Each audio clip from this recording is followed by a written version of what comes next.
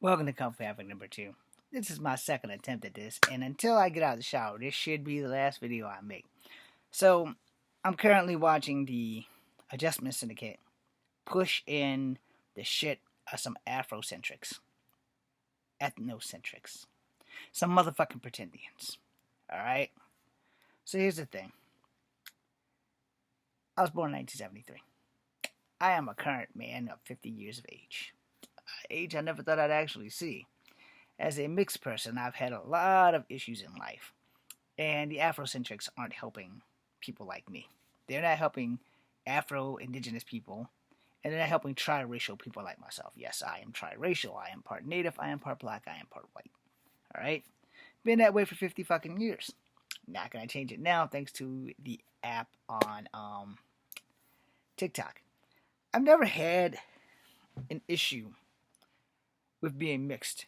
I never had an issue of indigeneity until TikTok. I've told you guys plenty of times, like growing up, didn't know I was part of Native until the 5th grade. Didn't really know until I got my ass whooped for those bars of soap that I destroyed in the house trying to make a motherfucking canoe. And then, as I got older and other people found out, the jokes kept going. I tell you guys how Sanford and Son, they used to, I'm going to use the words. Let me go ahead and apologize now. First, I apologize to white people.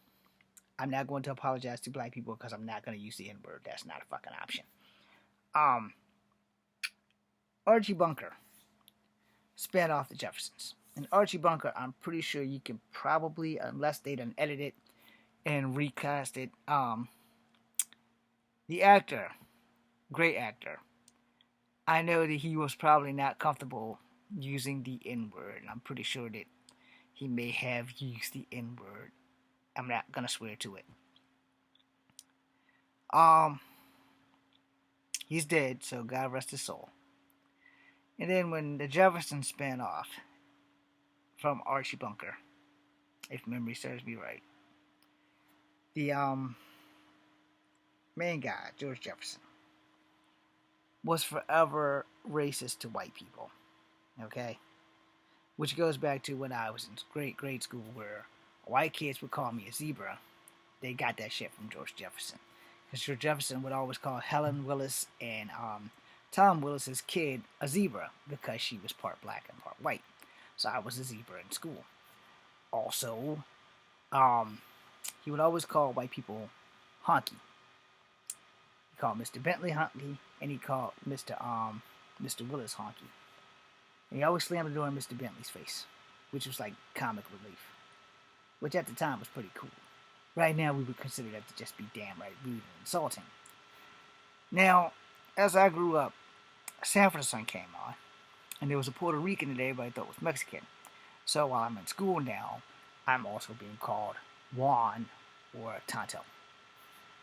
And what the new generation don't understand is these were racist terms. And also, when I worked at Kegler's for 3 years, this white dude kept calling me Chief. I never not once returned with a racial slur. Alright, I don't really support racism. I try my best not to be racist. I'm not doing a very good job at it these days. But I've also said I side with the Native Americans. Not the pretendians that are black people going around pretending to be Native Americans, knowing full damn well that they have some African roots, but they just put the African on the side. Alright? So, sorry about that. I'm not going to remake this video. I apologize. I'm just going to keep going. Anyhow,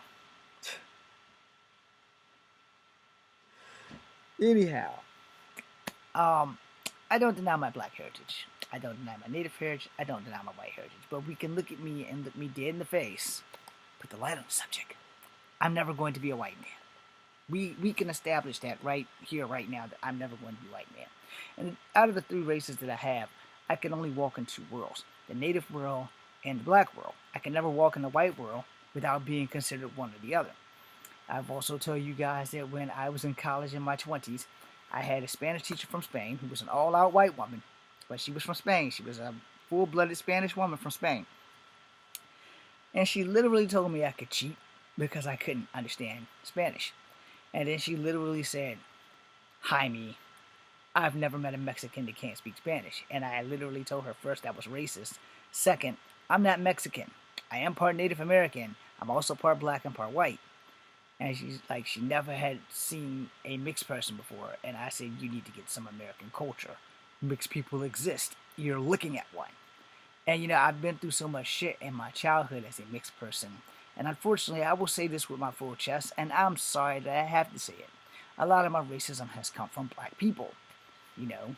And then to have these ethnocentrics come in and try to take away my native heritage and try to rewrite history and try to erase shit, it kind of fucking sucks. Yeah, I need to record this only because I don't want to stop.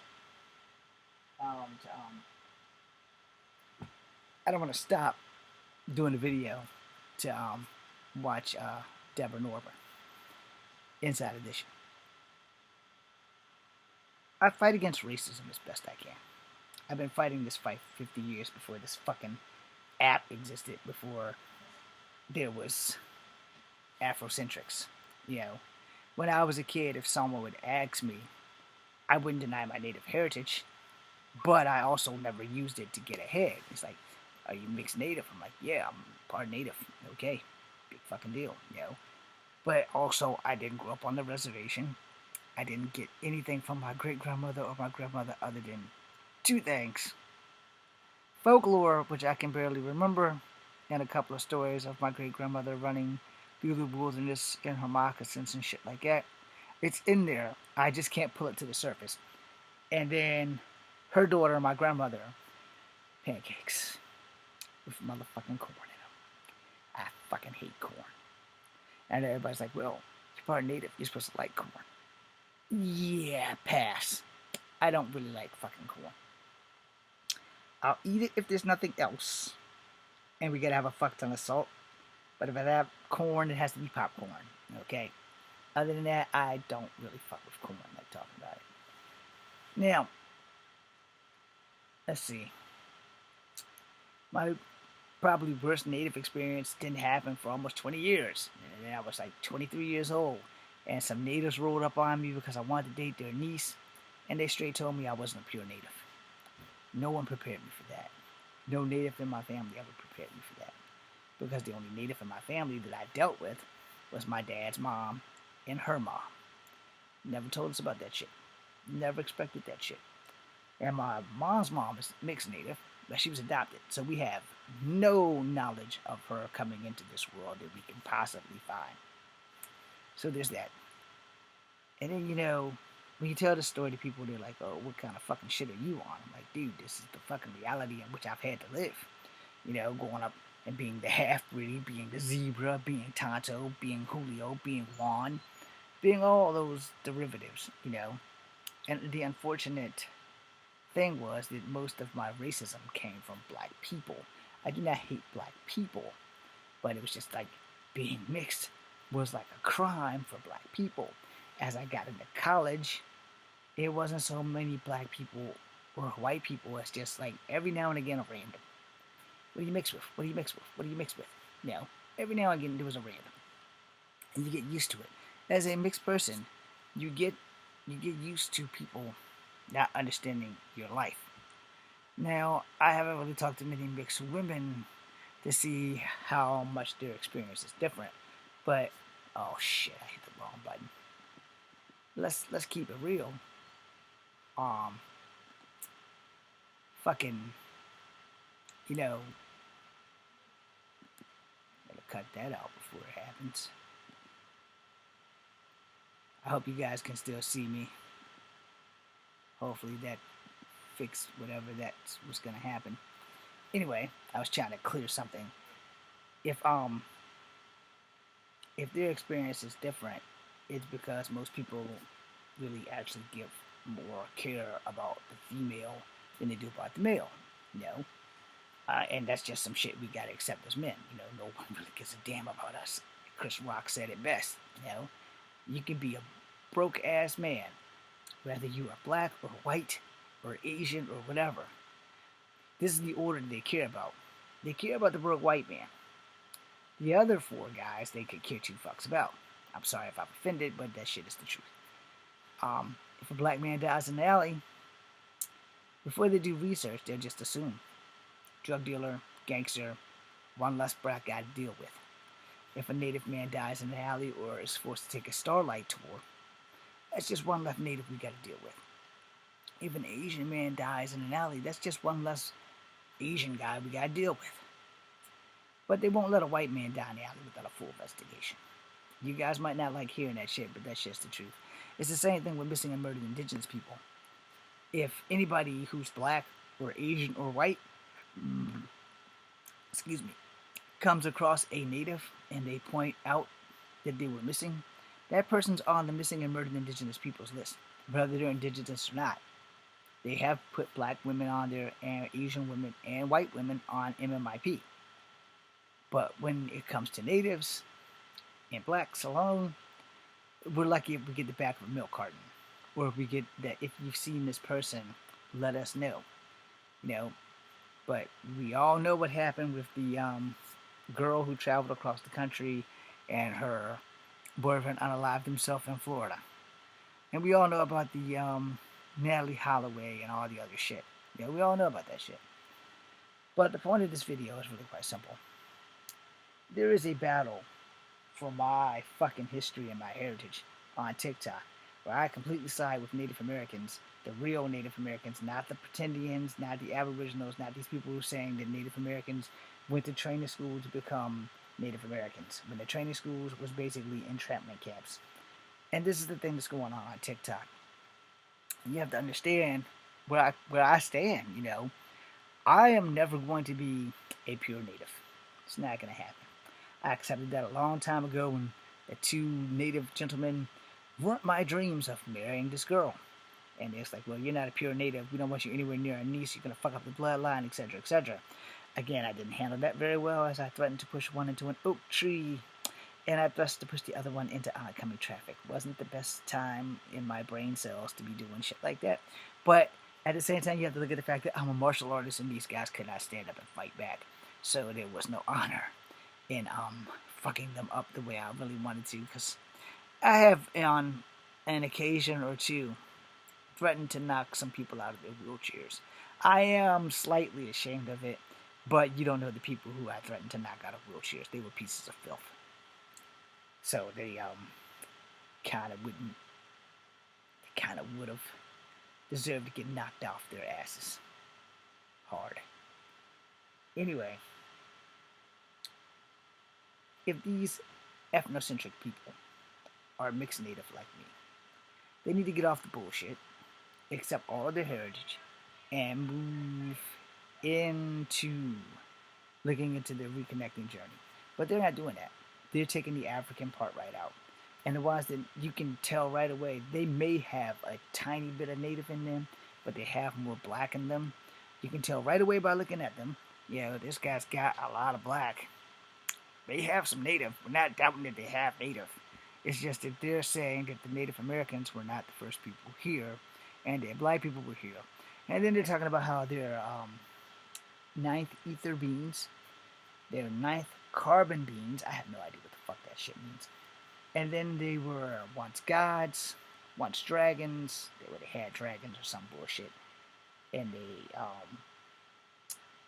they go through a whole bunch of tribal names: Aztec, Anunnaki, Olmec, Toltec, other things. And then they say there's children of the stars. And there's a lot of guys here on YouTube that follow people like that too on YouTube. And thank God for the Adjustment Syndicate, because they push their shit in and say, where's the proof? Where's the proof? And then they debunk the shit out of them. But this is the thing, man. If you're mixed native, be mixed native. Yeah, maybe the tribes won't ever accept us. It's okay. You still have native in you. Now you have to approach it with some kind of psychological straightness instead of just trying to be a bully. Y'all motherfuckers ain't the real natives. We're the real natives. We were here first. We're the aboriginals, motherfuckers. Y'all ain't shit. That's not helping your case. More importantly, and I want you guys to do this, if you're here and you follow anybody on TikTok or YouTube that are aboriginals. Go ahead and scan their videos. Just scan them. See how much folklore they talk about. See if they know what the fuck the Wendigo is. The Skinwalkers, the Deer Woman, the polar bear god from the Inuit community. I can't remember her name. Coyote the Trickster, Thunderbird. There are millions and millions of more. I only know those ones that I mentioned, and I barely remember them. But these guys don't know them at all. But they dance around in chicken feathers and feathers in general, and just go to town on some dumbass shit. So again, shout out to the Adjustment Syndicate.